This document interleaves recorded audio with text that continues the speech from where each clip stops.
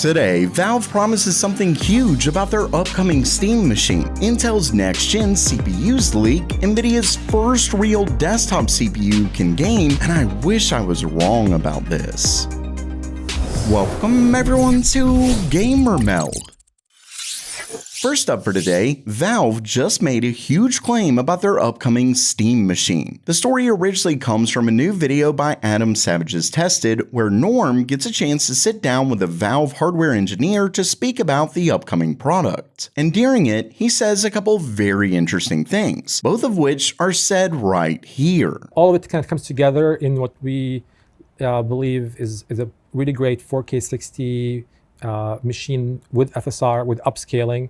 So you should be able to play all your Steam games and get really good performance that way. So yeah, there's two things he says here that I really want to focus on. First is that you should be able to play all of your Steam games. Now, that obviously doesn't include the few games that won't work with the Linux-based Steam OS, specifically ones that have an anti-cheat that isn't designed for Linux. And I will say some are pretty huge games, but that isn't due to a hardware limitation or anything like that. So essentially, they're claiming that this bad boy can play it all and play it well. So the second thing I noticed is that while he does mention the 4K 60 line once again, he seemed to specifically say that it's only with FSR upscaling. And that's of course something that I discussed in my last video. Other outlets who tested it in more demanding games did seem to be using FSR. So that is likely a requirement to hit those numbers in harder games. And obviously that just means that it's upscaling it from a lower resolution. But even with that, to guarantee that it works on all Steam games is a nice thing to hear. While most of you here are big hardware enthusiasts, plenty of people just want something that they know will work in the games they want to play. The real question, I think though, will ultimately boil down to price. If it's anywhere near the $1,000 price tag some analysts are claiming, I think it'll essentially be dead on arrival. But as of now, Valve has not released an official price, so take every one of those with a huge grain of salt. But ultimately, whether it's a success or not will almost certainly boil down to that MSRP. And if you want to be one of the first to know about that MSRP when it's announced or any other PC hardware news, make sure you subscribe to Gamer Meld. And next up for today, the final specs for Intel's next generation CPUs just leaked. Unfortunately, I'm not talking about Nova Lake, because apparently the rumors were right, and Intel is set to launch a refreshed Arrow Lake. Now, it's not as terrible as it sounds, but Nova Lake would have definitely been better. Either way, this is a leak directly from Video Cards, who, as usual, is a very accurate leaker, so I'd really be surprised if this was wrong. Regardless, while they still don't have a launch date, we have the names, specs, and all that good stuff.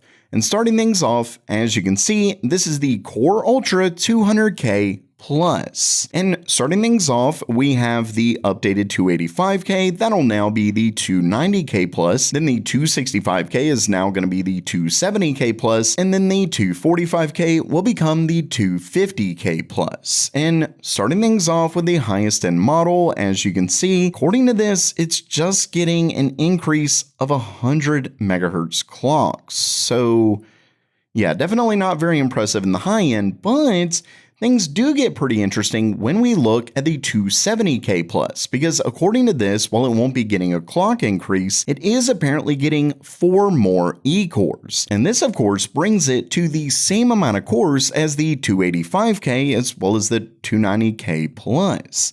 Of course, it doesn't increase, like I said, it doesn't increase the clock speed, but adding those cores is gonna be a pretty nice boost. Not only that, but moving down to the 250K Plus, we're not only looking at 4 more E-cores, but also a 100 megahertz boost in the max P-core clocks. Now, this one, of course, with 4 more E-cores doesn't bring it all the way up to the Core Ultra 7 265K, because that one still gets 2 more performance cores, but still, it's definitely a very nice boost. And then obviously the 270K Plus, given that it's able, let's say with some overclocking, it could potentially become what's essentially a 285K, or at the very least, very close. Ultimately, like I said at the start, this isn't terrible, but just like the Steam machine, I really think its success will boil down to price.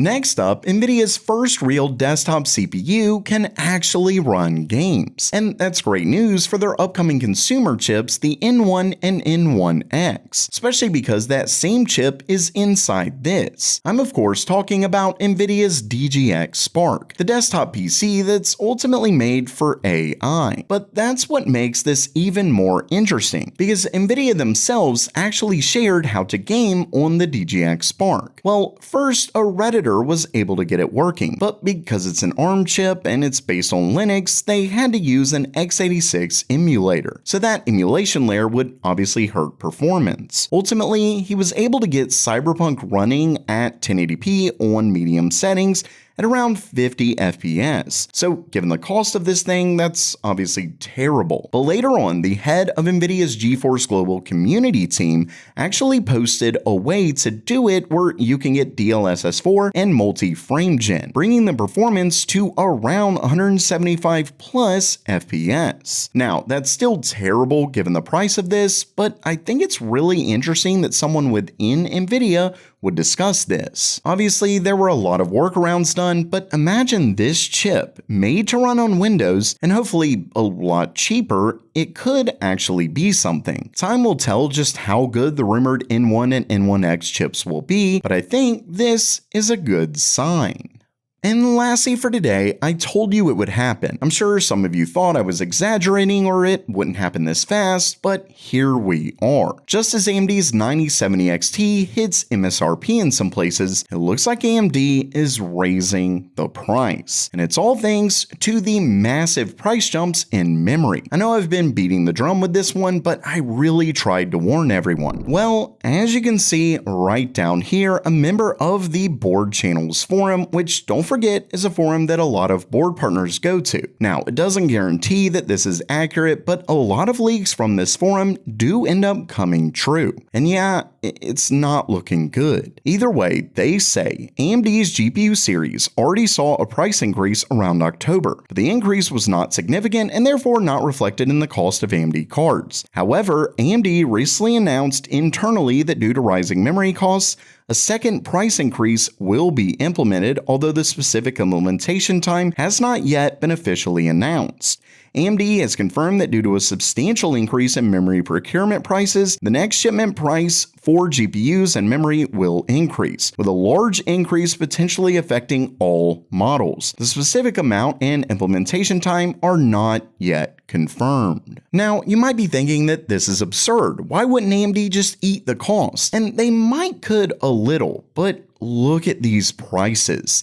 Things are flat out skyrocketing. I mean, look at this. It's like 3 times the price from just a few months ago. Of course, there are deals made by big companies like AMD pretty early on, but as past contracts end, you'd better believe that memory makers will be looking to massively up their prices. And that of course means more expensive GPUs. Don't forget that this is being caused by the massive AI demand right now. This isn't like the crypto boom with Ethereum directly purchasing gaming GPUs to make a profit. For the most part, they aren't even directly buying GDDR7 or 6. Instead, it's memory makers shifting production priority to more profitable, high-demand memory like HBM. As I mentioned last week, memory makers aren't planning to up production, especially with a lot of investors beginning to think that AI is a bubble. So until something gives, memory prices are skyrocketing, and we will likely start seeing GPU prices rise as well. So while that does it for today, are you pumped for the Steam machine, or are you just nervous about these rising costs? Let me know down in the comments below. And if you liked the video, please subscribe and give it a thumbs up. And as always, have a great day.